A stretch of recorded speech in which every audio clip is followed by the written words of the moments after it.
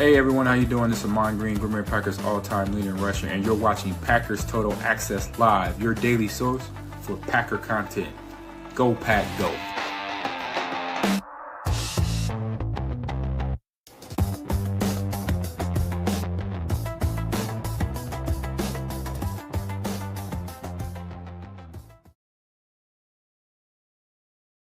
What's up, guys? Welcome into Packers Total Access. My name is Clayton. You can check us out on packernet.com. Find me on Twitter at Packers_access. Merry Christmas to all who celebrate today and tomorrow. I know the chat's already filling up here.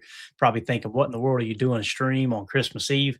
I'm going to be honest with you, man. I'm looking around and nobody else is doing any Packers content. So I'm like, I got to have my Packers fix for today, whether it's Christmas Eve or not. So hopefully everybody's having an awesome morning with family and getting ready for the festivities. What we're going to dive into today, we've got an update on the Jordan Love injury, okay? And Wendell Ferreira over on Twitter put a tweet out with an article and kind of not really gave us a definitive answer, but you can see they're trending in a good direction. We'll talk about what all that means with Jordan Love.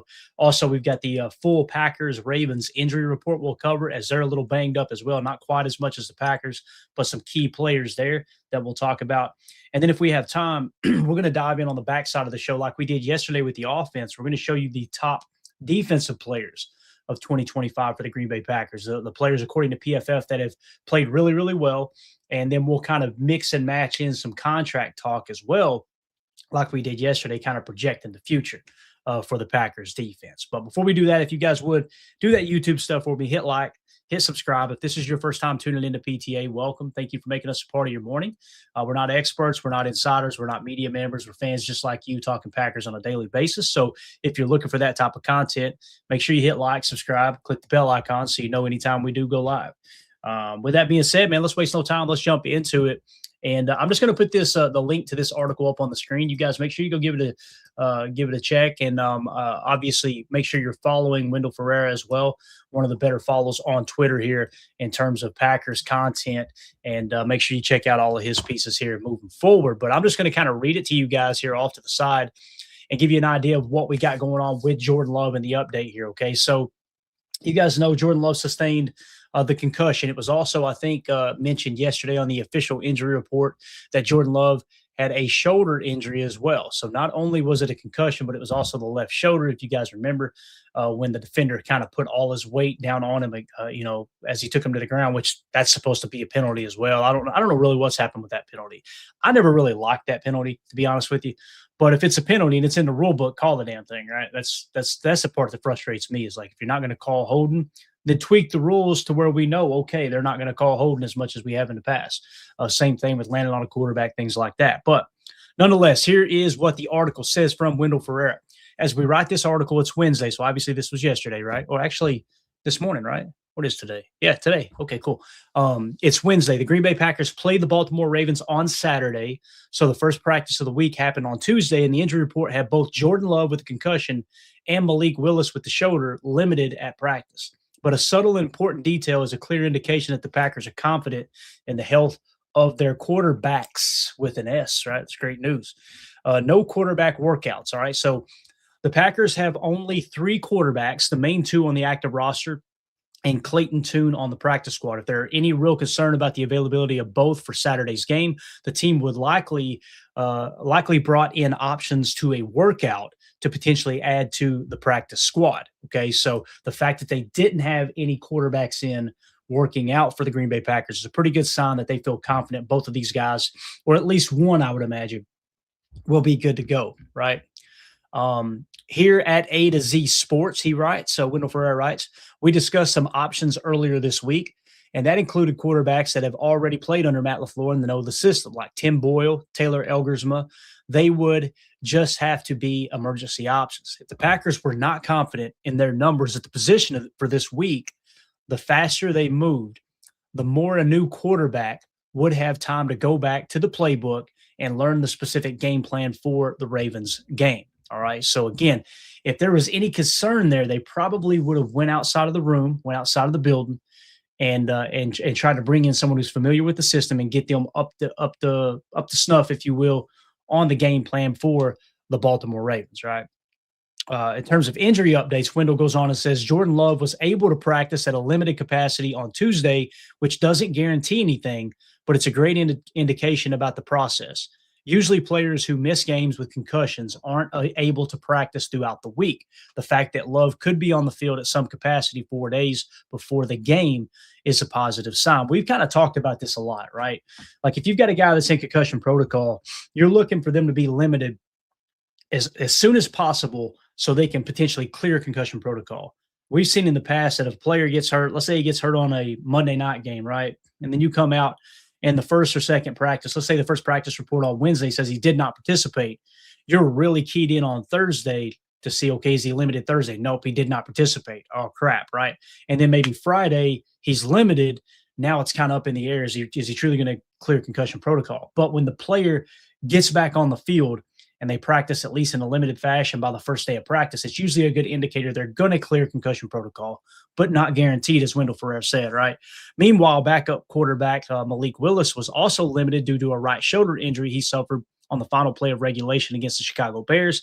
Matt LaFleur said the backup isn't cleared yet, but Willis said in the locker room after practice that he would probably be able to play through the injury if Love can't go. So again, Matt LaFleur probably trying to throw a little bit of a smoke screen out there to the rest of the league, to the Baltimore Ravens, right? Like, yeah, we don't know if our backup's going to be ready. And then, of course, Malik goes in the locker room and says, yeah, I can probably play through this if Love ain't ready to go. So I think it's going to be one of those situations where he'll probably be active. Now, is there a chance that Clayton Tune could be active too? Yeah, I think that'd be a smart move this week, right? In case the shoulder does act up on Willis, God forbid, Jordan can't go, right?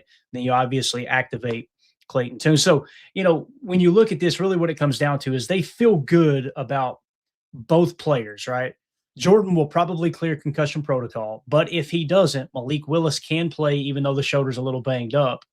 Regardless, Clayton Tune will probably be active, right? So again, if they had went and brung someone into the building, they would have been like, oh crap, we're going to have to go ahead and accelerate Clayton Tune to the starting quarterback, and this backup quarterback that hopefully would have had experience in Matt LaFleur's offense. We can kind of get him acclimated to the scheme, to the game plan specifically for the Baltimore Ravens on Saturday night. And now you've got your two quarterbacks, plus your emergency quarterbacks, which we learned were, if I remember correctly, it was Josh Jacobs and Jaden Reed, right? So, again, I think both quarterbacks, there's a good chance they'll be ready to go.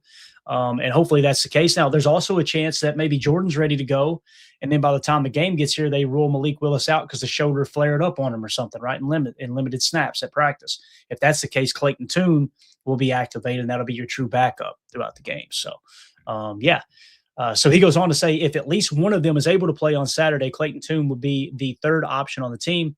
It's possible that Tune gets the first elevation for game day to at least serve as the emergency quarterback, kind of like what we were just saying, right? He initially gets on the inactive list, but can play if the first two quarterbacks are ruled out during the game with injuries. For now, the Packers feel comfortable with what they have. So, again, I think this is great news for the Green Bay Packers. The fact that it sounds like both quarterbacks are trending in the right direction, right? So I think we'll have Jordan out there. I think that Malik will probably be in the fold there as well. And then also you'll have Clayton Tune just lying in the wait in case, like I said, God forbid something goes terribly wrong, right? Like if Jordan's left shoulder, if he gets hit and the left shoulder is bothering him, all right, cool, you pull him out. Malik Willis plays a drive or two. Dang it, he's not quite 100% there. All right, throw Clayton Tune out there. And now you got Malik Willis as your emergency backup that could potentially run that read option, that zone read defense, that RPR look, right? So that's probably the way that they will take this thing. Let's go to the chat, see what everybody's saying here. Jen Wright said Lamar versus Willis would be fun. Boy, it would. You talk about two dynamic quarterbacks, right? Kind of cut from the same cloth in terms of their speed. Lamar is one of the fastest quarterbacks in the league. People don't know this, but Malik Willis has been clocked over 20 mile an hour several times. So that's a dude that's got blazing speed as well. I think that would be a fun little matchup, although I think we would all agree, and you yourself included, I'm sure, Jen, want to see Jordan out there, right? Want to see him out there and healthy. Let's see. Your Sixer says, I think I heard Nick Wright and Chris Bassard say Love will be out the next two games, but I think that was before yesterday when Love practiced. Isn't it funny? Isn't it funny how Nick Wright always sticks his foot in his mouth? I've never seen anyone in sports media. And listen, this also includes Skip Bayless. This includes, in my opinion, Stephen A. Smith don't stick his foot in his mouth much. He's just very bolsterous, right? And you can tell he'll create opinions just to get clicks. But I've never seen anything that Nick Wright said that I'm like, man, this guy's really knowledgeable about the game of football. It just always comes off like somebody put a piece of paper in front of him and said, hey, try to convince the crowd that you believe this, right? So the fact that Nick said that makes me think Jordan Love is fully healthy, to be honest with you, if I'm being real here, right? Yeah, Sixers goes on and said, I was like, what the hell? What are they thinking? They're not thinking. I'll tell you what they're thinking. They're thinking, yeah, let's say something to get those Packer fans talking. And here we are, right? That's the way that works. So we got Darren in the chat. Good morning. Good news. Yeah, absolutely, man. I think it is good news. And again, there's no guarantee that both of these guys will be ready, but it's looking like they're both will be ready. That's the direction we're trending in. So if you guys are watching this video back later, let us know in the comments, how do you feel about Jordan Love and Malik Willis, their injuries, and whether they'll be available for the Baltimore Ravens. Which direction would you take? Is there a chance that if Love isn't 100% with that left shoulder, would you sit him, play Malik, and then try to get Jordan completely healthy for Week 18 there against the Minnesota Vikings? As we all know, the Lions game we're all going to be watching tomorrow. I think it's tomorrow is when that game's played. If the Lions lose, the Packers are in regardless, right? But we want to go on this little run here and try to win the North if the Bears were to crap the bed the last two games, right? How awesome would that be? First of all, there's a really good chance, like a 94% chance last I checked, that the Packers make the playoffs, which is great news. But how cool would it be if the Bears had an epic collapse and the Packers won the last two, the Bears lost the last two, we win the North, we host a playoff game, the Bears get beat out in the first round of the playoffs, and all is right in the world? Would that not be awesome? If we just snuck right up and took the North from them, that would just, it'd be great. So anyway, let us know in the comments what you think about Jordan Love's injury. Make sure you hit like, subscribe, click the bell icon so you're notified anytime we go live here in the future. Appreciate y'all tuning in with us here on Christmas Eve. All right, let's move along to the next topic here, and that's really just the injury report in its entirety. Okay, I want to spend a few minutes kind of diving into this. I'm getting caught up. I was on the road pretty late last night, so I didn't get a chance to really dive into these. So we're just going to kind of do it in real time with the listeners, with the viewers.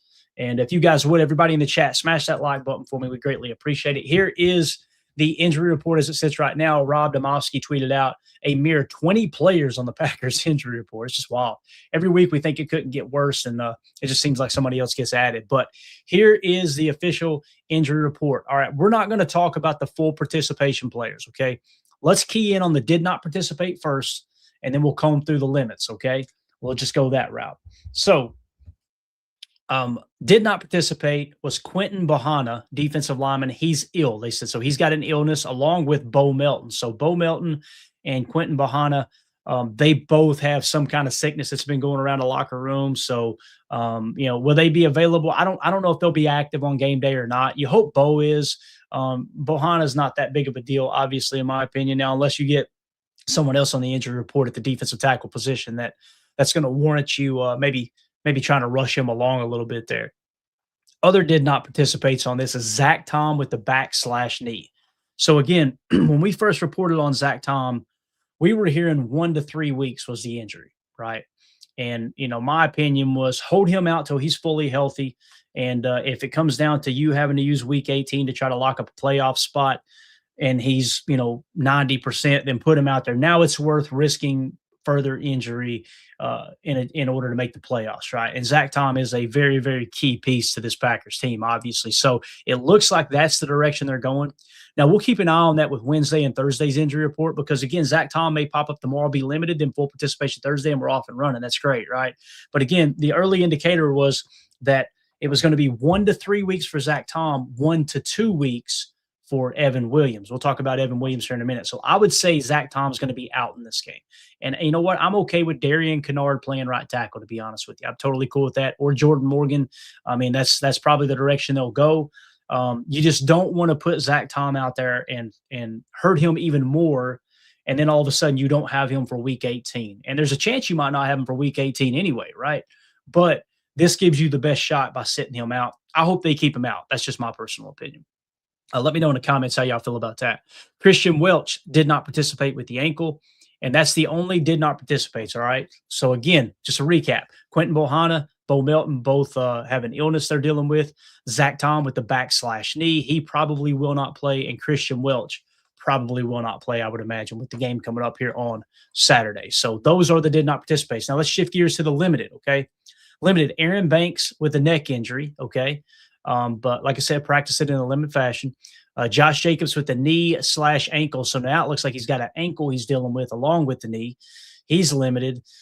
We know how this is going to go. Josh Jacobs is probably going to go out there and play football. He's just a man bear like that. I made my opinion very vocal last week. I wish they would have shut him down for the Bears game and build a game plan around Emmanuel Wilson and Chris Brooks and Savion Williams as your running backs. And which, by the way, how cool is that? How valuable is Savion Williams that he can play all these multiple positions, right? I mean, he can return kicks. He can play running back. We've seen him play a little F. I haven't seen him play X yet. It's F and a little bit of moving Z. And sometimes the water gets muddy between the F and the moving Z. But you're seeing a guy that's been pretty damn valuable, right? As a rookie, he hasn't played a whole lot of snaps, but you're seeing kind of a versatility there. And once he does get fully healthy, I think you're going to have a heck of a player. So, but with that being said, with the limiteds here with Josh Jacobs, I was hoping they would hold him out last week and let him get healthy for week 18. They're obviously going in a different direction, and Josh Jacobs has kind of been pushing back on Coach LaFleur, and I blame the coaches for that. I don't blame Josh Jacobs. I've heard some people say Josh Jacobs needs to do what's best for the team and sit down until he's healthy. I agree, but players want to play. And when you're a leader like Josh Jacobs, it's the coaches and the trainers' responsibility to go, Josh, I'm sorry, dude. We're not letting you go out there. Let's let this thing heal up as best possible. Now, we're not behind the scenes. So maybe the injury report suggests it's not going to get better until he has surgery in the offseason or something. Maybe there's something like that going on. We don't know. When I say surgery, like maybe a scope or something, right? So that might be kind of why the coaches are like, yeah, let's just take this thing as far as we can go, right? That could be the case. But nonetheless, he was limited. Jordan Love, like we said, limited with the left shoulder / concussion. If you guys are watching this video back later, you can go to the previous video that we did, and that's where we kind of specifically talked Jordan Love and Malik Willis. So in case you're wondering why we're just breezing over that. Aaron Mosby with the ankle, limited. Sean Ryan, guard with the knee, limited. Of course, he's our starting center now, right? So that's kind of a big deal. We'll keep an eye on that. Jordan Riley, defensive tackle with an ankle, limited. Lucas Van Ness with a foot injury. He'll be limited, I think, for the rest of the season, to be honest with you guys. And then we've got Josh Wiley tied in with the concussion. Guys, getting him back this week is going to be great news. It's just like with Jordan and his concussion. Both of them are limited. That's a good sign, right? Last week, Josh Wiley, I think it was last week, it was just did not participate pretty much all week long, right? So we kind of knew, okay, he's not going to clear concussion protocol. So getting him back is going to be huge for the offense. I think he's played a key role in the limited snaps he's had. Also limited, this is the big news for me, Evan Williams. We talked about last week, 1 to 2 weeks was what we were hearing on the streets out here. And, some people wanted to put him out there. I said last week, sit him down. Him and Zach Thomas sit their butts down. They did that with both of them. Well, we seen Evan Williams warming up in pregame before the Bears game, and he looked really good, right? I mean, he was cutting hard. Now, granted, he wasn't in pads and everything, but he was cutting hard, shifting fine, acceleration looked good. I think he's going to be good to go this week. Now, if it comes game time and they go, he's not quite there, hold his butt out. Again, I would love to win the North, but not at the detriment of going into the playoffs completely banged up, right? Because I want to ask you guys a question. That Bears team running victory laps over beating the Packers and having to do it in the last 5 minutes and a recovered onside kick and 2 blown coverages and blah, blah, blah, blah, blah, right? Like everything. I think we had a 90 or a 90. I think somebody said 99% chance. I think it was a 90% chance of winning that game. And the Bears came back and won it, right? Because everything kind of fell apart. Do you guys think that Evan Williams would have made enough of a difference to win that ball game? Because I do. Like when you look at, kind of some of the blown coverages and things, and I know it was key that blow the coverage, but at the same time, if Evan Williams is on the field, I think he's that big of a difference maker. I really do.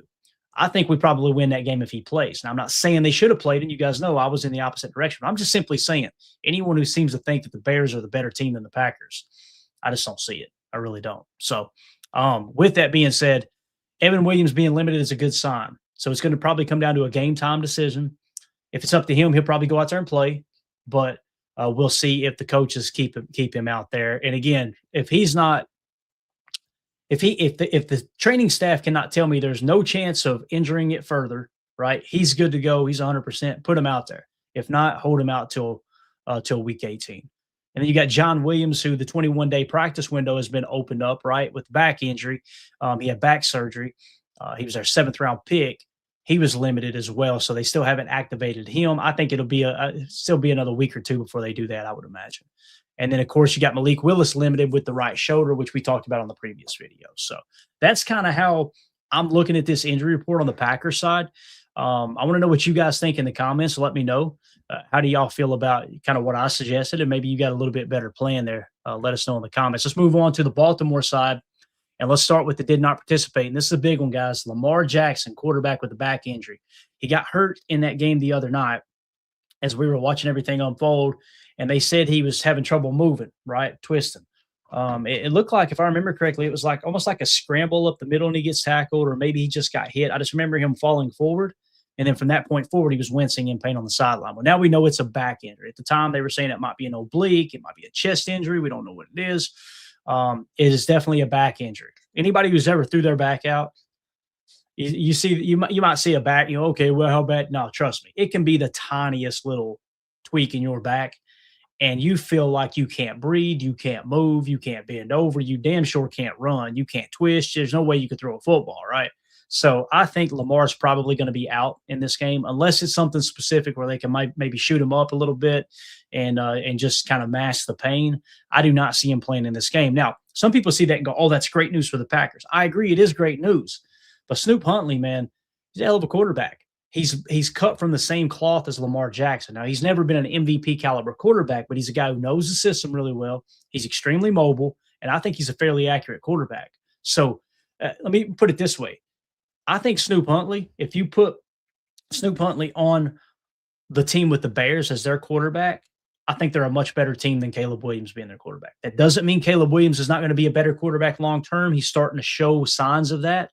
But I think Huntley does a better job of playing within the scheme, and he's more accurate than Caleb, at least from the pocket. So I think that Huntley, it's not going to be a huge drop-off from Lamar Jackson is what I'm trying to say. I do think they got one of the better quarterback rooms in the league. So Lamar Jackson being out most likely would be huge. Now, there's a chance, like I said, we could look up. I think Thursday it'll be questionable will be the call, either questionable or doubtful. But there's a chance you look up on Saturday night and he's active, right? And maybe they give it a go. And then if the pain meds wear off, you throw Snoop in there. I could see them going that route because they're playing for their season too, right? They've got to win out, and I think Pittsburgh's got to lose out, and they could win their division still, if I remember correctly. So that's kind of how that's shaking out. Let's see what we got here. Keyron in the chat says they said it's a bone bruise in his back. That's a little more serious, right, Key? That's bone bruise is a lot different than a pulled muscle. So probably a good chance he doesn't play in that game. I appreciate that info, man. Thank you so much. J. Cole says, can't underestimate Huntley. I want them to play Cooper Rush. Amen to that, man. Maybe we can get Cooper up there. So I agree, man. I watched Snoop Huntley play, and I think, he reminds me of, honestly, Malik Willis. It's like, that's a quarterback. If you game plan for a pocket passing quarterback all week and you have someone like Snoop Huntley or Malik Willis coming to the game, you're kind of like, oh, crap, throw the game plan out the window. We got to change things up. The good thing from a Packers standpoint is whether it's going to be Snoop Huntley or Lamar Jackson, they both got kind of the same skill set, right?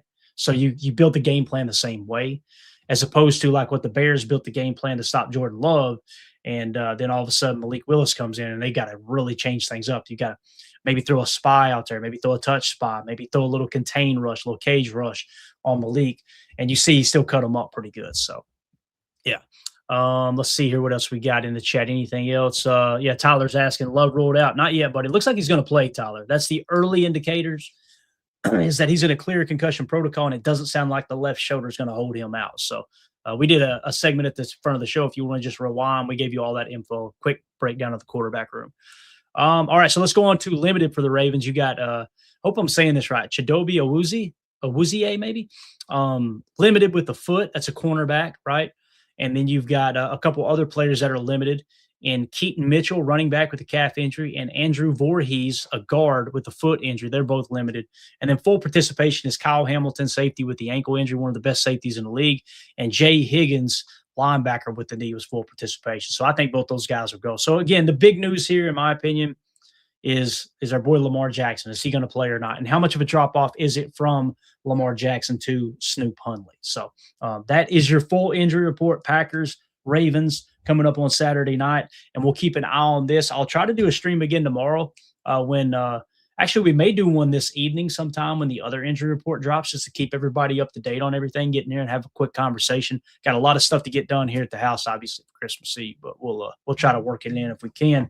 But with that being said, if you're watching this video back later, let us know in the comments, how do you feel about the Packers injury report, the Ravens injury report? I want to specifically know how people feel about Evan Williams. Would you put him out there if he's not 100%? Or do you agree, let's hold him out, wait till week 18? If you lose the Ravens, it's not the end of the world, but you're trying to get your roster healthy to go into the playoffs, win week 18, go into the playoffs with a little momentum. Maybe you treat it like, hey, we better win this game right now and not wait till week 18. That could be the case too. Let us know in the comments what you think. Make sure you hit like, subscribe, and click the bell icon so you know when we go live in the future. All right, let's move it along here, gang. And let's talk a little defensive players. All right. Well, if you guys tuned in yet, I think it was yesterday. We did the show yesterday. Yesterday morning, we broke down the offensive side of the ball, right? And really what we did was we kind of went into the PFF grades, okay? So we showed you the top performing offensive players on, according to PFF on the Packers roster. Today, we're going to do the same with the defensive side, and then we're going to wrap it up with a little contract talk. We'll give you kind of an idea of where everybody's contract's at and kind of set the stage for moving forward into 2026, right? So, with that being said, I want to start with this tweet from Wendell Ferreira. And you guys, if you guys tuned into this show last year, we have pretty extensive draft coverage, right? We cover it from start to finish. We build scouting reports for the players. We throw it up on our Patreon group, full scouting reports all the way from high school up till the last game they played in college. And we get experts' opinions as well and sprinkle those in. We build our own draft board. We do the whole 9 yards, right? You guys remember, if you go back and watch last year, we were saying two things. Offensive line, we need a lot of offensive line help. And I was hoping we fixed it this year, because we did. We went out and drafted a second-round pick, right, and Anthony Belton. He went and spent $27 million or $27 million in signing bonus on Aaron Banks, although you can get out of that this year, the full $77 million they gave him. I think everybody agrees he's been underwhelming, right? He's underperformed. So you did some things to try to bolster that offensive line, but it just didn't work. You're going to need to do it again. But the other piece that we talked about was defensive tackle. And the reason being is I did not feel like we had a dominant three tech. We always talked about Devontae Wyatt being a great pass rusher, right? I think we would consider him a great pass rusher. He's definitely a very good pass rusher. I think everybody would agree with that. But again, he's not dominant. What does dominant mean? When you think of dominant three techs, defensive tackles, and someone who could play shade as well, one tech and nose, mainly three tech, I think of someone who's top 5 or top 10 in the league. And I know everybody's thinking, well, they don't just grow on trees, Clayton. Exactly. That's why you need to keep swinging until you find one. Everybody made fun of the Dallas Cowboys for trading for Quinnen Williams. I love that trade. If the Packers could get Quinnen Williams, now you went and got Micah, so you already traded a ton of draft capital. So this is just hindsight being 2020. If the Micah Parsons trade was not on the table, if we had traded for Quinnen Williams, what the Dallas Cowboys traded for him, I would have been over the moon. I'd have been like, we got our three tech, guys. He can play nose, but he can move around that defensive line and put him in at three tech. That's what I'm talking about, a dominant three tech, right? Your Chris Joneses of the world. People have been giving Patrick Mahomes and Andy Reid and that Chiefs offense all the credit for winning these Super Bowls. Well, here recently, guys, it's been Chris Jones and Spags' defense in Kansas City. That's how important defensive tackle is, and specifically three tech. And again, Chris Jones can play wide 9. He can play 7. He can kick into 5. He can go 4-eye. He can go 3. He can play nose. All over the defensive line, Chris Jones can play. With that being said, we still don't have a dominant three tech. Devontae Wyatt will be back next year, right? We got the 5th-year option on him. I think he's due to make $12 million fully guaranteed. I said originally I would not give him the 5th-year option. However, we made a bet, me and Chris did in here. Shout out to Chris the Casual M. We made a bet on whether Goody would put a 5th-year option tag on either Quay or Devontae Wyatt. I didn't think he would do both, but I said I just about guarantee he'd do one. So we had a friendly wager, right? Well, they did. They tagged Devontae Wyatt. But again, back to my original comment, I would not do that. Why? I don't think Devontae Wyatt's a dominant three tech. I don't. So if you could take that $12 million coupled with something else and go and get a 3-tech in free agency, or maybe you can, take multiple swings in the draft. Well, now we don't have a first round pick, right? Because we traded for Michael Parsons. So now the blueprint makes sense why they gave Devontae White the 5th-year option, because they see Devontae White as a 3-tech, and then they went out and got Michael Parsons. Now people immediately, well, we got Rashawn Gary, we got LVM, we got all these other edge defenders. Rashawn Gary is not a part of the future plan here, guys. And you guys know I love Rashawn Gary. I think he has been beaten and battered over the last 3 years, and it's absolute BS. The guy always led us in sacks. He leads in run stops. He's one of the most underrated players on the team. People told me I was crazy. Lo and behold, his fellow peers in the league rated him the 80th best player in the league. So he's one of the top 100 players in the league. Again, this is voted on by the peers, by the players, not the media, the players on the field lining up across from Rashawn Gary. And people at his craft, his position, watching across the sideline going, damn, I wish I could be like that dude. With that being said, you've now got Micah Parsons. There's your dominant edge defender, right? So now you need your 3-tech. Well, you got Devontae Wyatt coming back next year, okay? You still need to go after a 3-tech. You got to. I'm sorry. You've still got to go after a 3-tech, because if you don't work out a contract extension with Devontae Wyatt, and let's say Devontae Wyatt's not willing to take anything less than $25 million per, something crazy, right? If that's the case, you better have another defensive tackle to be able to plug into 3-tech. Again, go look for Quinnen Williams in the draft. Go look for Quinnen Williams in free agency. That's money well spent. It's a position of tier 1 importance. Now, if you're going, how can you afford to do that, Clayton? You got a bunch of players we talked about on offense yesterday that you could potentially let go, right? Like Aaron Banks, you let him go, you free up $4 million in cap space. That's after the dead cap is secured, is accelerated, I should say. If you let Elton Jenkins, if you cut him, you free up $20 million in cap space. Well, the same thing kind of applies with Rashawn Gary. I think there's $11 million attached. Okay. Now, listen, I would love to see Rashawn Gary back next year for the right price. So it's probably going to be them approaching him and ask him for a restructure, ask him for a renegotiation, if you will. Yes, it's a pay cut, but you're taking a portion of the non-guaranteed money, right? And you're going to convert it to signing bonus and put money in his pocket right now, and you cut down on the cap. That's cash over cap, right? Like we talked about. That's even if you do voidable years or not, you can still play that cash over cap game that way. So with that being said, let's talk 3-tech for a second. Wendell Ferreira put this tweet out, and it came from Stat Account is what it says on X. He says, D-tackle is a big need for the Packers in the offseason. I want you to look at this chart. Now, on the bottom, running from left to right for everybody listening on the podcast, you've got quarterback pressures, okay? So it's got a quarterback pressures from left to right, right being the high number, the good side, right? On the left side, running vertically, from the lower left up to the upper left, is you've got stops, run stops. What's a stop? That's when a player makes a tackle that results in a negative play in terms of EPA, right? So running vertically on the left, you got your run defense essentially, and running horizontally from left to right on the bottom, you got your quarterback pressures, right? How you rush the quarterback. If you'll notice where our defensive tackles are here, Kobe Wooden he's above the median line in terms of stops. Okay, so he's good against the run, which is naturally that's what you want from your nose tackle. That the general has been basically playing 1-0 tech, a little bit of shade, and just kind of playing that nose tackle position, right? Carl Brooks, who has now replaced essentially Devontae Wyatt since him being out, is in the lower left quadrant. Okay, so what we've got here is he's below average in pressures, and he's below average in stops. Now, listen, he just got back from injury. I got you. He has played significant snaps this year, but there's neither of these guys are the defensive tackle of the future. Now, when Devontae Wyatt's healthy, he's the 3-tech. We know that. However, I feel comfortable with Kobe Wooden playing nose. He's been good good with stops. You're not paying him to get after the quarterback. Most of the time, as we've seen with Kenny Clark last year, they're just playing the touch spy in Jeff Hafley's defense, which is essentially line up in the A-gap, put your hands on both the guard and the center, i.e. the touch, and then you're just kind of mirroring the quarterback and also watching for the draw play, things like that. You don't need to spend a bunch of money to get a player to do that. That's why they traded away Kenny Clark, because it's like we're wasting money here. We can get just about anybody to do that and hold the point of attack if we find someone who's just good against the run, right? So now the question is, do you have the 3-tech of the future? Many people think we do in Devontae Wyatt. I'm not sold. I'm glad he's on the roster, and that's a good place. It's kind of like with Sean Ryan. If you re-sign Sean Ryan back and you build him, you kind of got a high floor. Devontae Wyatt as our 3 tech, I feel good about. I don't feel great, but I feel good about. What if you go out and you find a Quinnen Williams in the draft?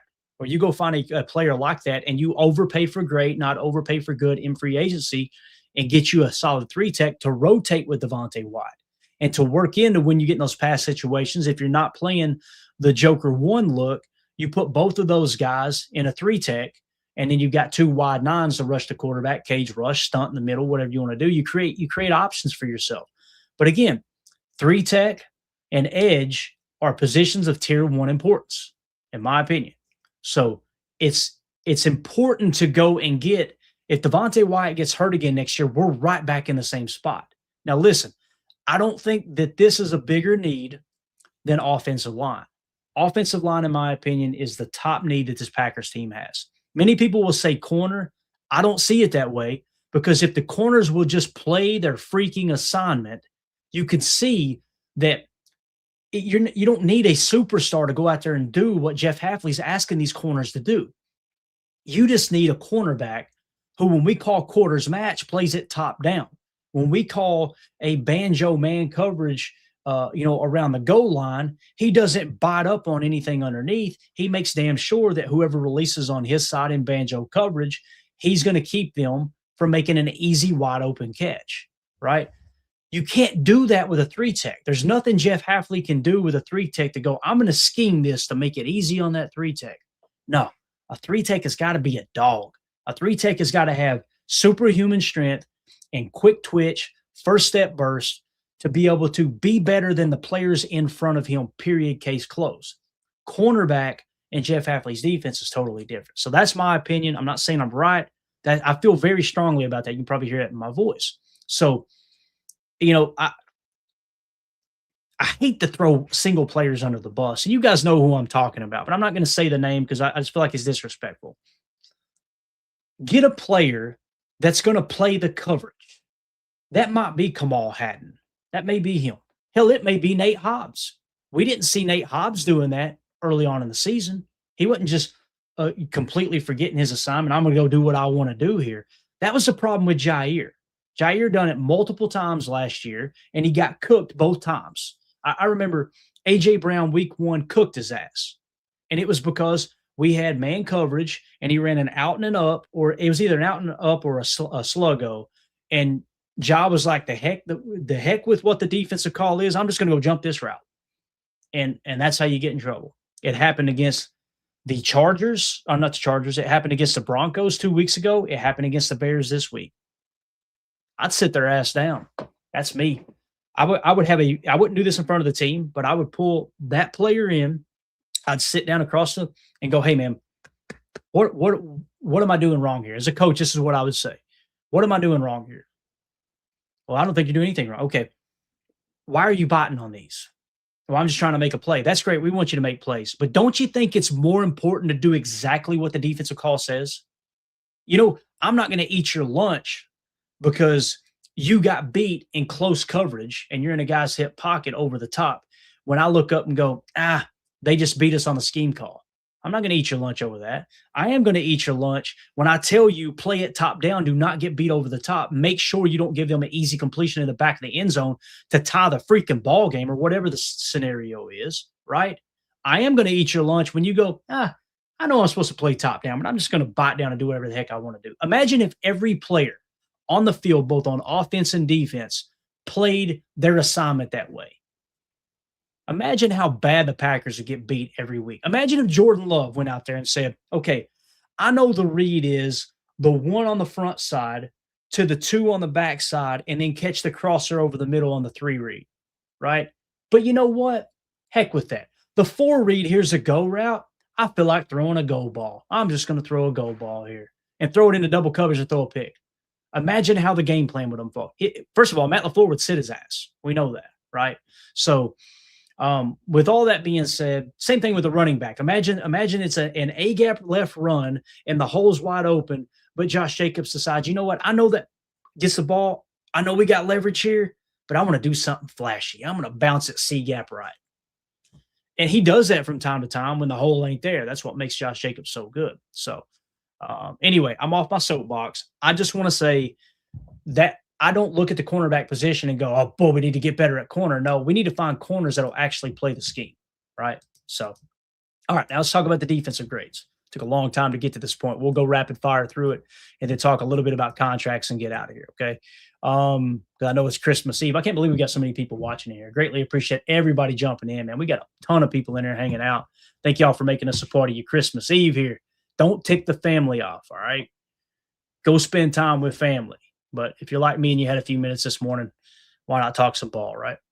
Okay, so here are your top performers on defense. Micah Parsons, 92.0, no surprise. Guys, we've got our dominant edge rusher of the future. I have no worries at all about him coming back, even better than he was before with the new ACL. That's just my opinion. Xavier McKinney in the number 2 spot, 82.1. Edgerrin Cooper at stack backer, 75.5. Dog. Look at Tyron Hopper, guys. Again, only 57 snaps, but a 74.7. Isaiah McDuffie under contract next year, 72.6. All of these players I just mentioned are under contract. How great is that?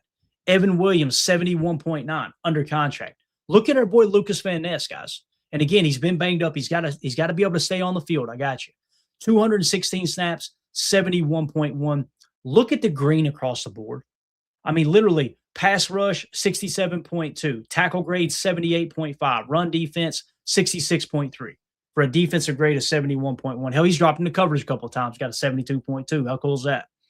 Lucas Van Ness, I think, is going to be good enough to play opposite of Micah Parsons. That's just my personal opinion. Now, you want to kick him inside from time to time, I got you.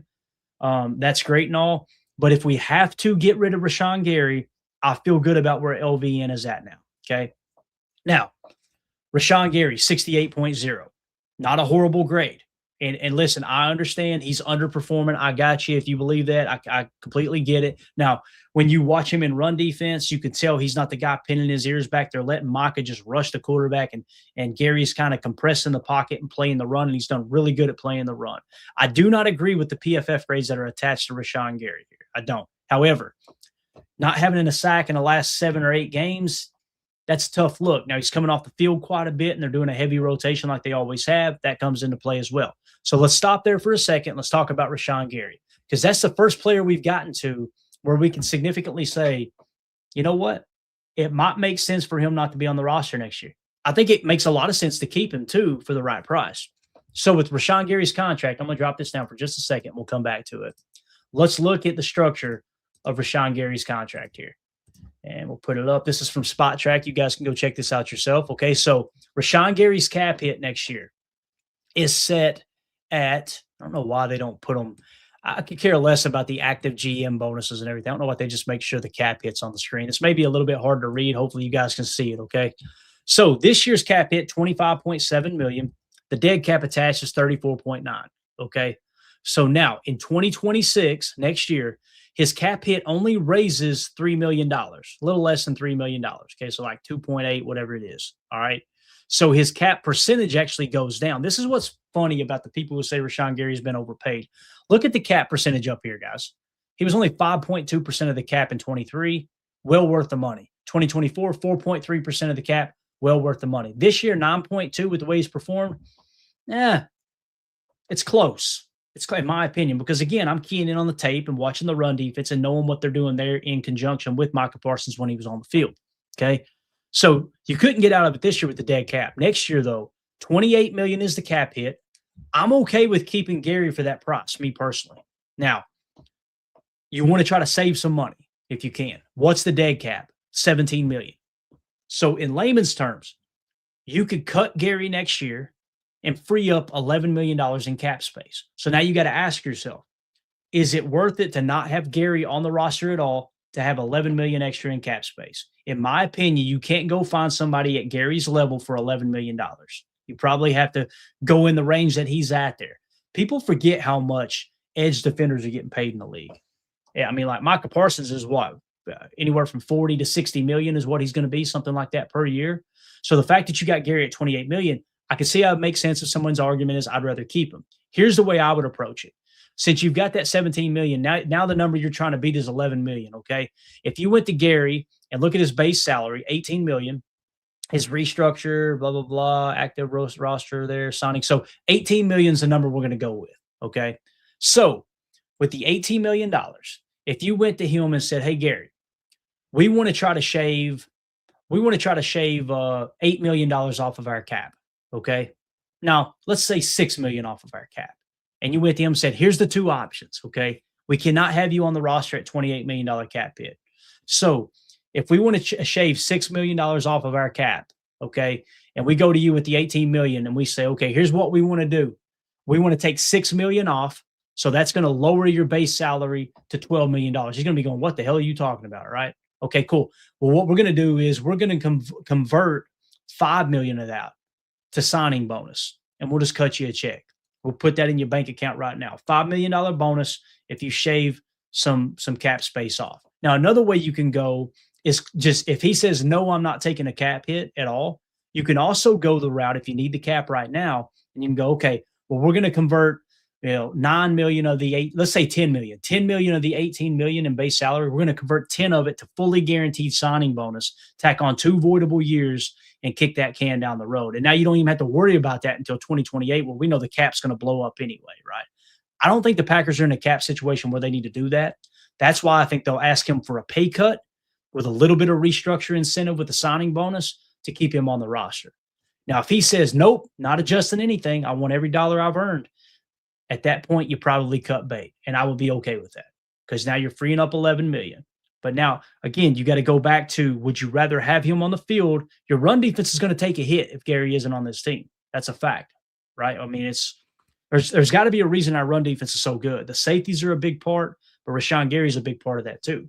So again, you've got options there. But the moral of the story is, in my opinion, he will not be on the roster for a $28 million cap hit next year. And if you're asking, well, why didn't they do that this year if that's the case, Clayton? Because, again, you had 34 million, really 35 million in dead cap attached, which basically meant if you moved on from him this year, you're eating an additional 10 million. The cap number goes up. That's why he was on the roster. Now you're in that window, that 2-year window where it makes sense to, hey, we need a little bit of that back, or we're just going to move on. I could see that happening. So just wanted to throw that out there. So we fully understood exactly where the cap situation was with Rashawn Gary. Okay, so let's move along. Other top players here, if I can get this readjusted. All right. So we talked about Rashawn Gary. We know where we're at there. Carrington Valentine under contract. He's going to be on this roster, no doubt about it. Here's our boy Keyshawn. We've talked about Keyshawn a lot, right? And if you guys didn't know, that's a player we were talking about if you're new here. And again, I don't like to be overly negative with players because, it's just, I can't stand the people that hide behind a microphone and talk about a player like he's a bum, and then they go out and interview him in the locker room and act like nothing happened. That's just I can't live like that. Sorry. Now I'm not in the locker room, obviously, but I've got a rule on this podcast. If I wouldn't say it to somebody's face, I'm not going to say it on a podcast. That's just chicken blank, if you know what I mean. But Keyshawn has played good this year, guys. 66.8. Okay. Run defense grade 73.6. He'll bring the boom. Tackle grade 82.8.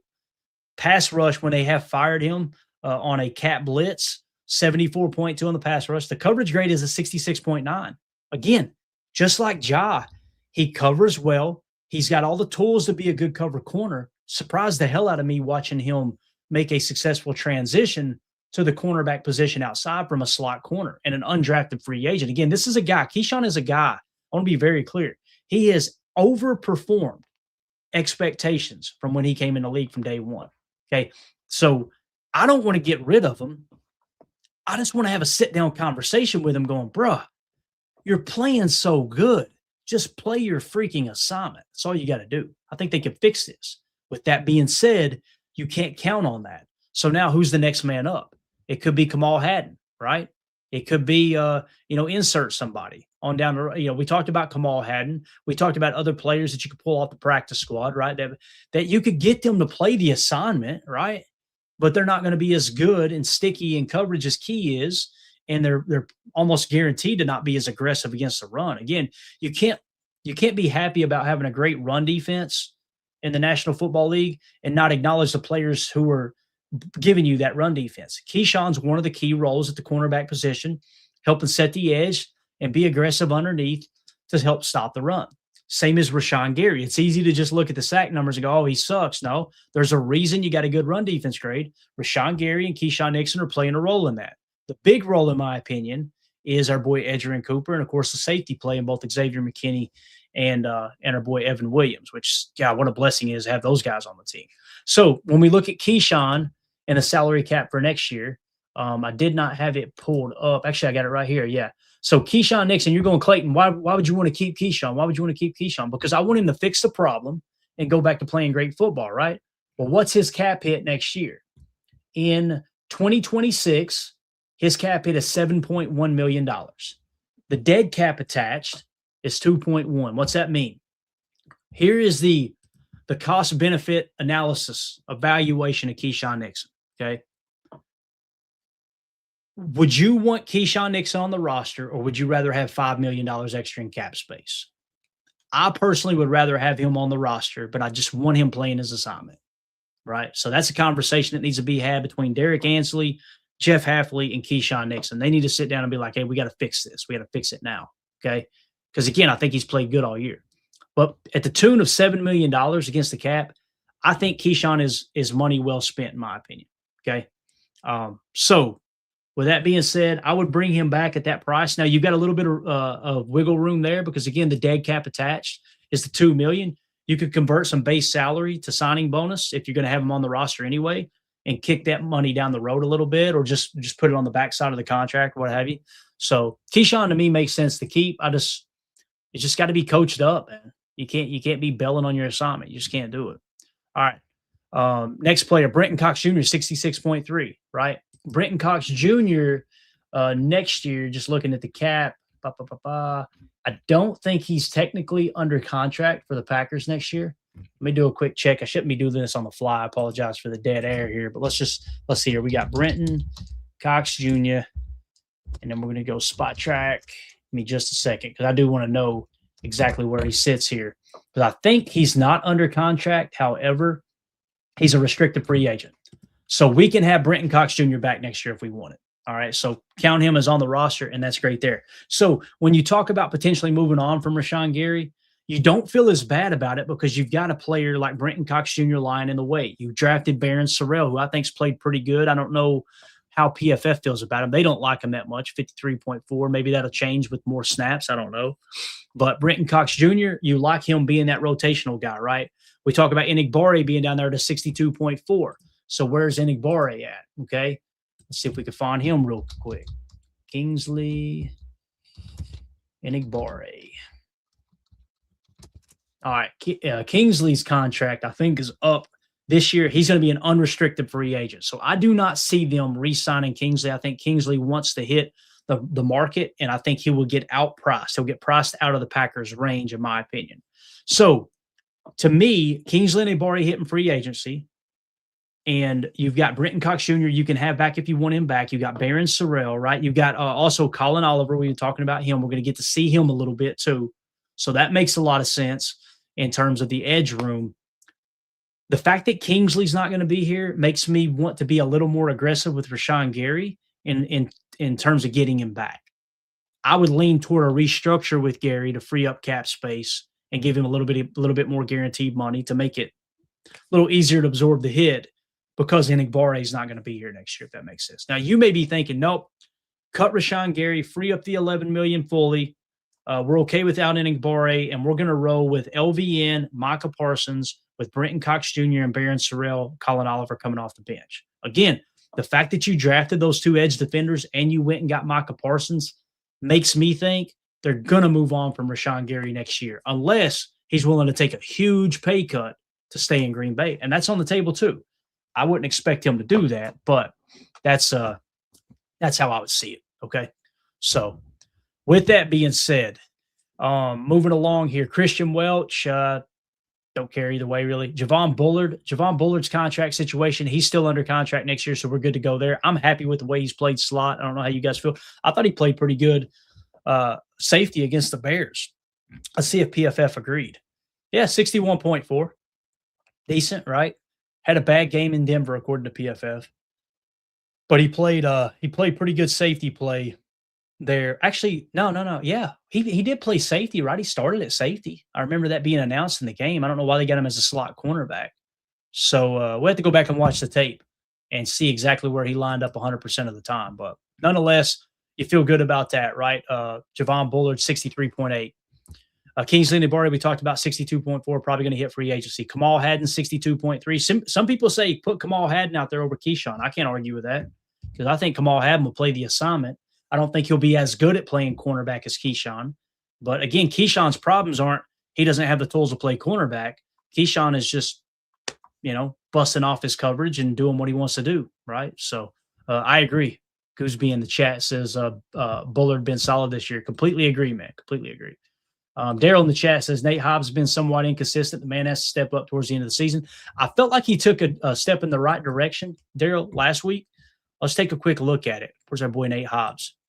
So Nate Hobbs, last week, 62.8. So here recently, he's played pretty good. Weeks 14, 15, and 16, albeit 10 snaps, had to play 38 snaps with Evan Williams being out, right? But a 62.8, pretty solid. I can handle that. All right. That's in the range or okay. And we'll talk about him here in a second, actually, because I think he will return next year. We got to wrap this up soon. My wife's going to kill me. Since we're at Nate Hobbs, 61.1, let's just talk about it. So Nate Hobbs next year on the salary cap table, his cap hit is $13 million. The dead cap attached is $12 million. So again, you can get out of that contract if you don't want to tie up a roster spot with Nate Hobbs next year. But now the question becomes, guys, is it worth it to move on from Nate Hobbs to only free up $1 million? To me, the answer is an emphatic no. You want to keep him on the roster at that. Now, next year, things get different, right? Next year, things are very, very different. If you were to look at his cap hit next year in 2027, I'm sorry, next year is in 2027, not 2026. Cap hit $14 million, dead cap $8 million. So really, that was a 4-year deal. That was really a 2-year deal. Because again, you can free up a significant amount of cap space there, right? You can basically free up $6 million if you wanted to move on from Nate next year. So I think Nate Hobbs will be on the Packers this coming year. It's not even close. He'll be a part of this team. And I hope that he's going to be able to fill in at slot from time to time, right? He doesn't look good at outside corner, but maybe a whole training camp where he can stay healthy. He can learn how to play outside corner a little bit better, right? A couple other players here. Devontae Wyatt, we were talking about him, right, at 3-tech. We'll hit on this real quick. I made it pretty evident earlier. I don't think he's a dominant 3-tech. I think he's a very good pass rusher, and he leaves a lot to be desired in the run game. Well, his grades here, according to PFF, Devontae Wyatt, is pass rush grade is let me see if I can line that up. Yeah, so it's the second column, 71.4, solid grade, right? His tackling has gotten way better. His tackle grade this year, a 76.8, okay? But look at the run defense grade, guys, 38.7. That's what I mean by he's not a dominant 3-tech. He's a very good pass rusher, and he's a poor run defender, in my opinion. So you take the poor run defense. Again, we can't be so over the moon and happy about our run defense being great and not acknowledge who's being good and who's being bad in it, right? So if his run defense grade was in the 60s, and I actually agree with what, because I do kind of agree with what his run defense is here on the tape. He's gotten better at tackling. We see that all over the tape. Last year, he was getting juked out of his shoes. This year, he breaks down really well. He shows good tackling for him. He can bring the ball carrier down, right? But he gets just crazy in his run fits. He just kind of focus on rushing the quarterback. Next thing you know, he's a half a gap out of place, and they'll gash us, right? Now, you haven't seen that much this year because the linebackers behind him are playing well, i.e. Edger and Cooper, and Isaiah McDuffie, I felt like played really well. Quay, you guys know I'm hot and cold on Quay. I don't think Quay is as bad as PFF says at a 52.1, but some people, think that Quay is a dominant linebacker. I just don't see him that way. Love Quay as a person. I love how aggressive he is, but there's a lot to be desired there. I don't think he's lived up to that first round. If Quay Walker had been a 3rd or a 4th round pick, I would like Quay Walker. I'd be like, yeah, man, that was a good pick. But the fact that he's a 1st round pick and now we're having to decide if we pay him top linebacker money, just can't get on board with that. And again, he is an unrestricted free agent going into this year. An offer was put on the table. It sounds like he was weighing that option out. He did not like the offer they gave him. So it sounds like the Packers agree with my assessment of Quay Walker that you're not willing to pay him top linebacker money. You're just not. And again, okay, well, you got to have a backup plan, right? If you do not re-sign Quay Walker, who's your backup stack backer? I don't know. Isaiah McDuffie at a 72.6, who's under contract next year. Tyron Hopper at a 74.7, albeit 57 snaps, but he's under contract and younger. I think the writing's on the wall. I think they went to Quay Walker and said, here's our best offer. You think it over, and by the end of the season, we need an answer, right? And Quay said, that's not the number I want. I think I can get more in free agency, and he probably can because he's a physical freak. But I would be willing to spend that money somewhere else and give Tyron Hopper and Isaiah McDuffie a go next year. And you take a swing or two in the draft this year at another stack backer. So that's kind of how I see that. Yeah, completely agree, Jay. Jay says linebacker is a sneaky need this offseason. Completely agree. Probably going to have to take at least one swing, possibly two. But again, if Quay accepts that offer, that's great. We like him at that number, whatever that number is. Is it $7 million per? Is it $8 million per? But when you look at other stack backers across the league and they're getting paid, a ton of money, I'm not willing to pay Quay Walker top 5 stack backer money. I'm just not willing to do it. Well, what do I know though? You know what I mean? I'm not a front office guru executive here. So, yeah, moving on. Kobe Wooden 50.6. Again, I'm okay.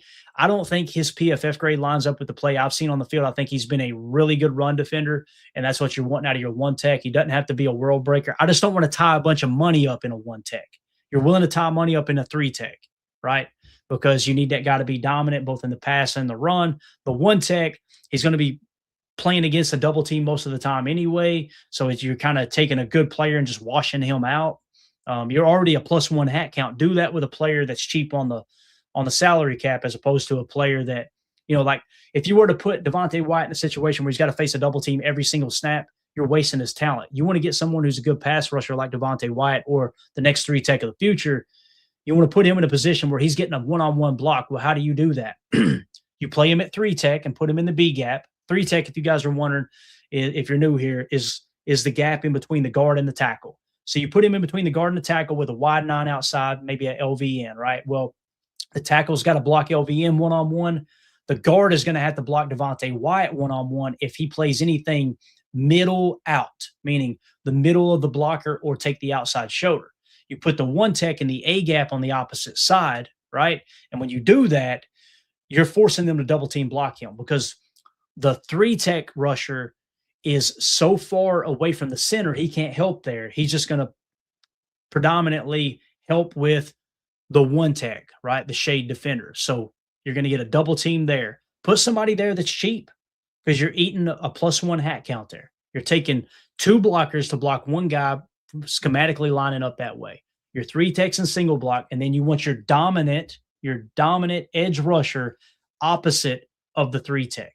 That's why you hear me say 3 tech and edge defender, top priorities on defense. You want to get pressure on the quarterback and still play the run effectively. Dominant 3 tech, dominant edge defender. Micah Parsons, right now it's Devontae White. Continue to look for a dominant 3 tech that plays the run better than Devontae White. That makes sense. So it's a long way of getting to the point, but it's the only way I know how to explain it. So that's a look at the PFF grades. Warren Brinson has been a really good pass rusher for us. His last I checked, he was well over 10% in quarterback pressure percentage according to NFL Pro and GPS tracking. Okay. So I like him as a backup 3 tech, but he's not a dominant 3 tech. Again, he's not that dominant guy. So go get that dominant guy. Go find that dominant guy. It's not Carl Brooks either, which Carl Brooks, I think, is the final year of his contract, if I remember correct. Let me take a quick little double check here. Actually, let me put this up on the screen and we'll wrap up. I did not plan on going this long, but here we are. Y'all are probably tired of hearing that. Here are our scheduled free agents for this coming offseason, okay? Just give you kind of a quick glance. You got Quay Walker at the top here, his previous average annual. And again, that's what this is sorted by. If there's a market value, I will tell you that market value. But previous average annual value for Quay Walker is 3.4 million. Okay. So that's what we paid him on average. Again, some years are higher than others.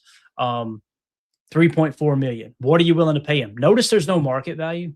They don't have a market value attached. Spot Track said, I ain't touching that. Heck no, I ain't touching that.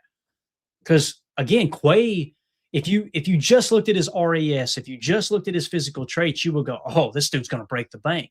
But then you turn on the tape and you go, that's tough. That's a tough watch. Now, there will be other teams that had a high draft grade on him that will be willing to overpay for him, right?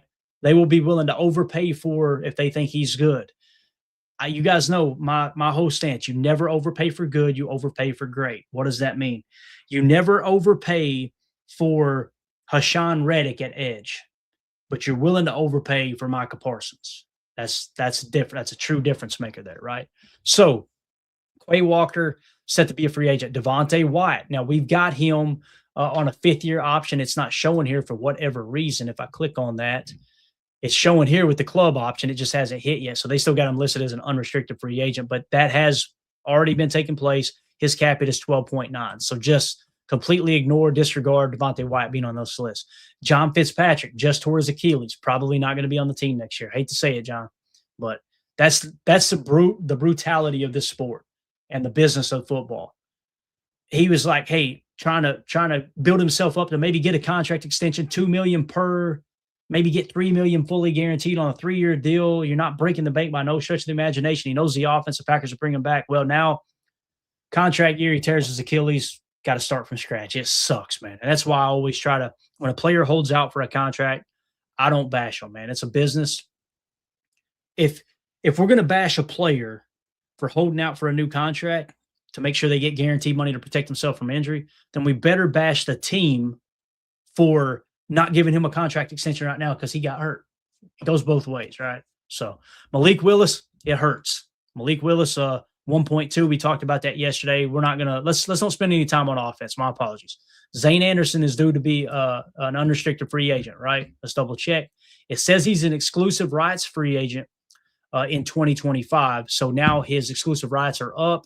He is going to be an unrestricted free agent. Zane Anderson will test the market. If you don't get an offer, bring him back. I think Zane's a good football player, but you can't afford to pay him a significant amount of money. $3 million per, I'd be okay with it. Zane's proven his worth in that range, in my opinion. Nick Nyman, linebacker, he's going to test the market. If you can get him back for cheap, I'm cool for getting him back for cheap.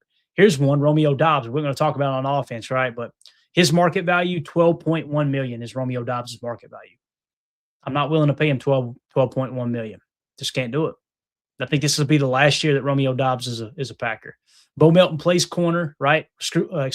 Restricted free agent. So we'll get him back if we want him. Staying on defense. There's your boy Enigbare, exclusive or unrestricted free agent. No market value, but I think somebody will probably pay him more than the Packers are willing to pay him. Now, if he goes to the market, the best he can get is $4 million per. I'd be willing to pay him $5 million per. I think he's proven his worth in that regard. You can make it to where it's less guaranteed money, right? And you can get out of it after 1 year. And that's the best offer he got. That's the best offer he got, right? But I think he's put enough on tape that somebody will overpay him a little bit, and good for him. Rasheed Walker. I catch a lot of heat for Rasheed Walker, and me saying, yeah, I don't think he'll be back as a Packer. This is why. Are you willing to pay Rasheed Walker $23.7 million? I'm not. I'd be willing to pay him 10, 12. But if the market value truly is 23.7 and they do an extensive research on these market values, and I think they're usually a little bit lower, actually, is what history has shown us. This market value, according to Spot Track, is typically a little bit lower than what the players actually get. I'm not willing to pay him that, man. Yeah. Gooseby says, Walker done. I agree, man. I agree. So Chris Brooks, Brenton Cox Jr., restricted free agent. We can get him back if we want him. Kamal Haddon, we can get him back if we want him. So, again, man, when you look at these, the big thing is Quay Walker. I think there's a realistic chance he doesn't return to the Packers. I believe that. Devontae Wyatt's under contract. We're good there. The next one's Zane. Pay the man his money for what it's worth anyway. So I think the defense is in a good spot. But again, you've got Devontae Wyatt under contract for $12 million next year. Again, I think that you've got to continue looking for a 3-tech. And, that might be the 3rd round pick this year, 2nd round pick, what have you, right? It might be maybe somebody falls in the 2nd round. But that's why when we were talking our draft coverage this year, gang, if you'll remember, we were talking about how this draft is loaded with defensive tackles, right? And whether they panned out or not right now, who knows, and it's still young. It might be a 2nd-year jump or what have you. You never know how these things are gonna work out, right? But when you look at the 3 tech position and the draft was so heavy with them, what it tells me is they like Matthew Golden way better than any defensive tackles that were on the board when the Packers selected, right? So I want to take a quick glance here. I didn't have this in the plans, surprise, right? Let's see from the 2025 draft year, all 32 teams. Let's see who's trading out. Oh my gosh, boys. It's going to make me sick at my stomach. Do you guys, anybody who watched the show consistently, let me move my water bottle so I can go to the draft board here. Can anybody remember who one of my favorite 3 techs were in the draft? And there was a few of them, but there was one that I talked about from day one. I'm going to get a sip of coffee here. Defensive tackle from last year's draft. Do you guys remember who my draft crush was? People on the podcast like, did I lose it? No, we're still here. I'm getting the draft board out. Because you guys know I have one that I really, really liked that stood out.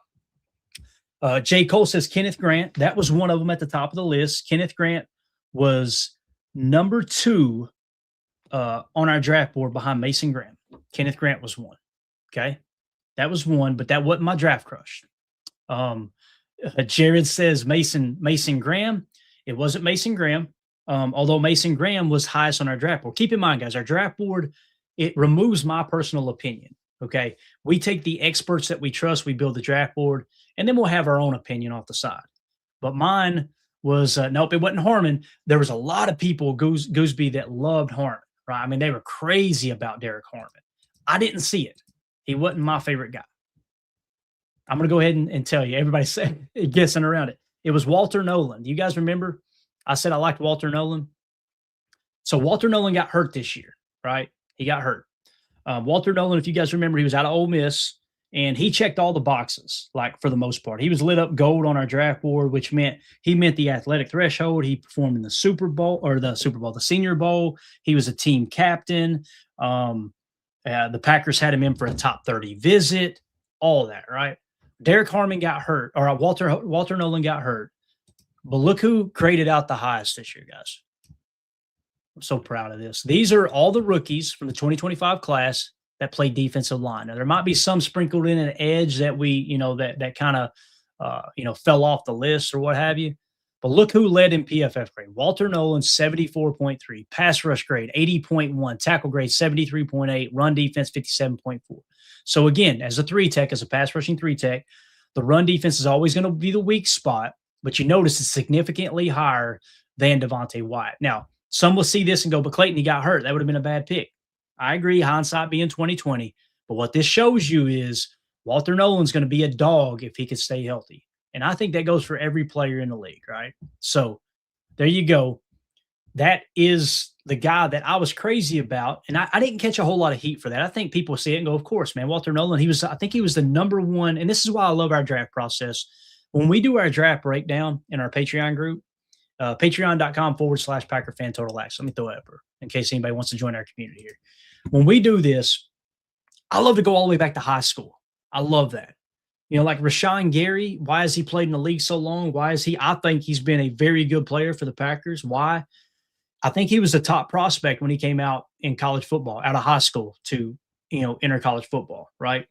And he was asked to do some things in the run game, just like he's being asked to do some things in the run game for the Packers that went under notice at Michigan. I called a good buddy, big Michigan fan. Hey, what do you know about Rashawn Gary? We just drafted him. He said, oh, Clayton, the stats look horrible. This dude is a difference maker, man. Unselfish player, team player. I've seen him occupy triple team blocks. This dude will play the run really, really well, and he'll get after the quarterback too.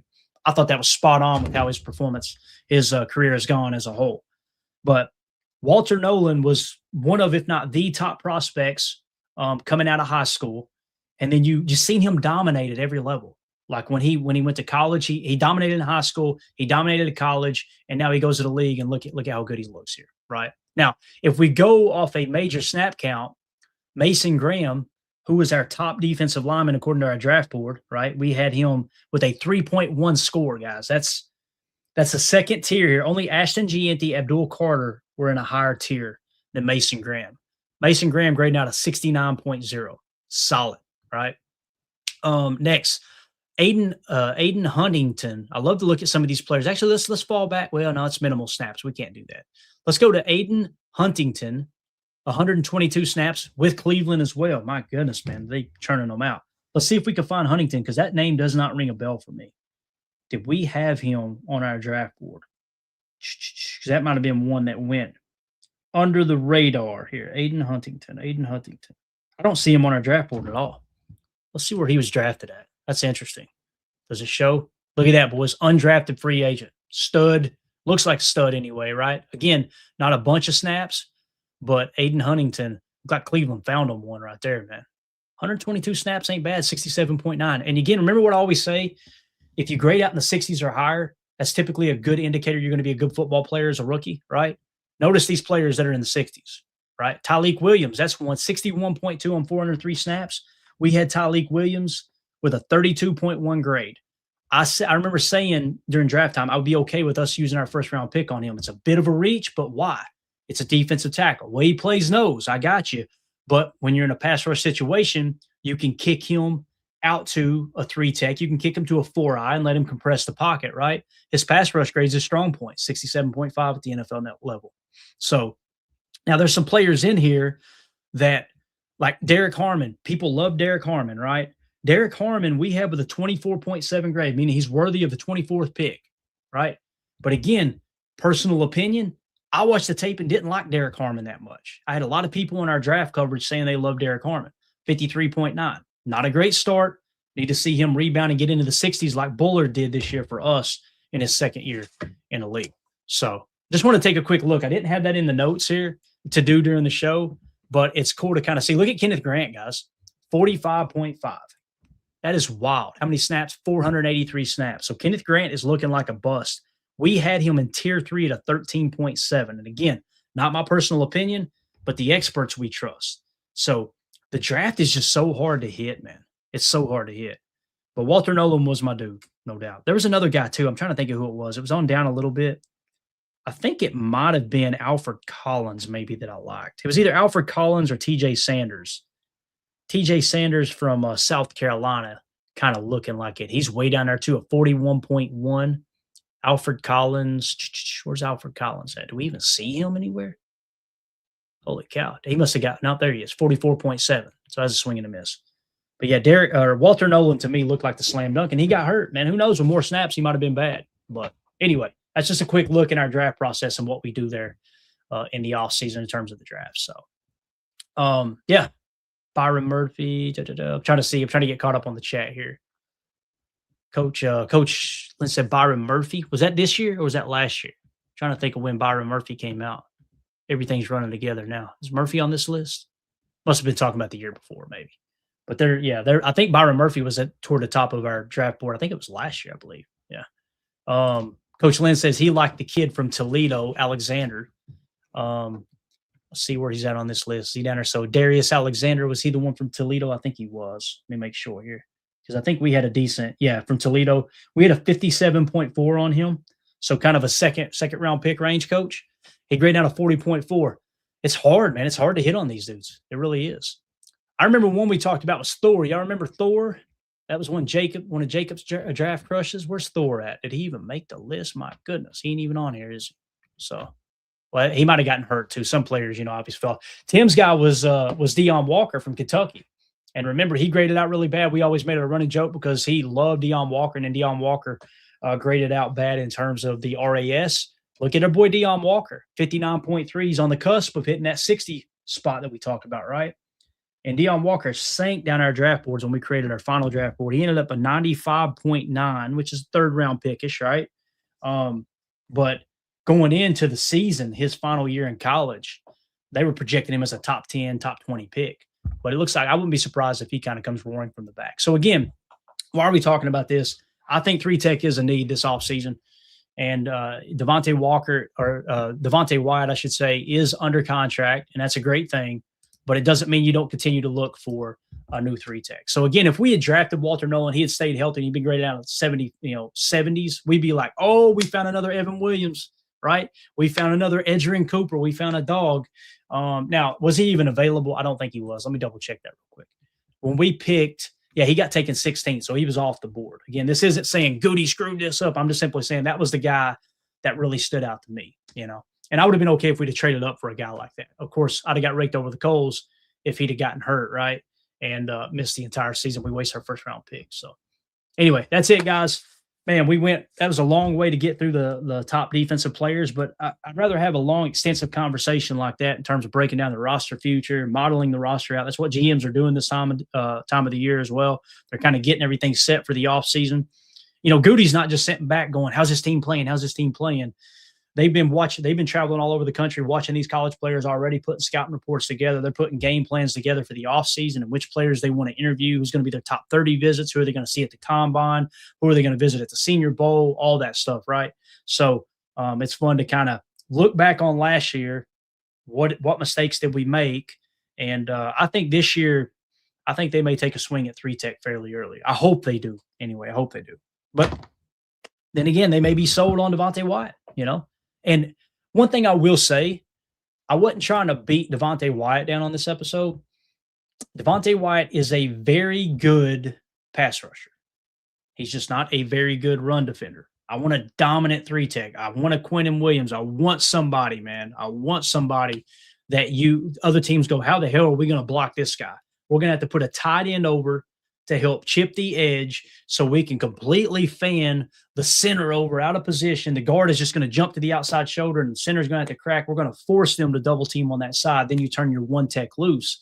And in a pass rush situation, if you got Wyatt on one side and you've got Walter Nolan on the other, that sounds a lot better, don't it? So just something to think about. But with that being said, appreciate everybody tuning in today. Again, just wanted to get a little content out here. I got to go get everything ready. We got like 30 people coming over for Christmas. So I'm going to be Mandy's helper today. I'm going to go, what do you need now, honey? What do you need now, honey? That's what it's going to be all day long so we can get the house ready. So appreciate everybody tuning in. If you would, hit like, hit subscribe. If this is your first time tuning into PTA, hey, give us a go pack go in the comment. Anytime I ask, hey, guys, let us know how you feel in the comment section. If you don't have something, I don't really have anything to add there, just hit us with a go pack go. That's good enough for us. All right. A go pack go or a cheese emoji, something like that. All right. Let us know that you're out there. And anytime you comment, you like, you subscribe, you share the stream, obviously it helps the channel more than you guys know. But we appreciate everybody jumping in here on short notice. And look at Dead Fish with the facts at the end. Thank you, buddy. He says on July 31st, Thor was waived by the Seahawks. So there you go. We'll have to get Jacob's opinion on that later. But and I agree. Like Thor did look, he was an interesting prospect. He was way down on our board. And I don't think he liked that. I don't think Jacob liked that too much, but I want to say Thor was significantly lower. Give me just a second. Now you got me thinking here. Where did Thor land on our list? Hell, I can't even find it. About to pull a Bob Uecker here. Christ, I can't find it. The hell with it. Where's Thor at? We'll have to look that up for you guys and gals. We'll see if we can find him later. Jacob probably knows exactly where. Jacob stalker level. He probably knows his address, his home address. So anyway, we're out, guys. Hit like, hit subscribe, click the bell icon. We'll see you guys maybe later today. I might do a quick stream if we get some more injury information. If not, then I'll probably do a stream tomorrow at some point when the family's coming and going. We'll just do a quick live stream, give you guys the final injury report, all that good stuff. So again, we're rooting against the Lions this week on Christmas Day. So everybody make sure that we get our juju in sync here, right? And put the hex on the Lions. So they lose, the Packers are in. We can kick back and go into these next 2 weeks trying to get this roster just right for the playoff run. But appreciate everybody. Y'all have a Merry Christmas. I'm sure I'll talk to you before Christmas is completely over. Anything that you guys celebrate, happy holidays to everybody. Really appreciate y'all tuning in and supporting the channel. My name's Clayton. This is PTA. Go Pack, go. Here we go. We're out. Bye, guys.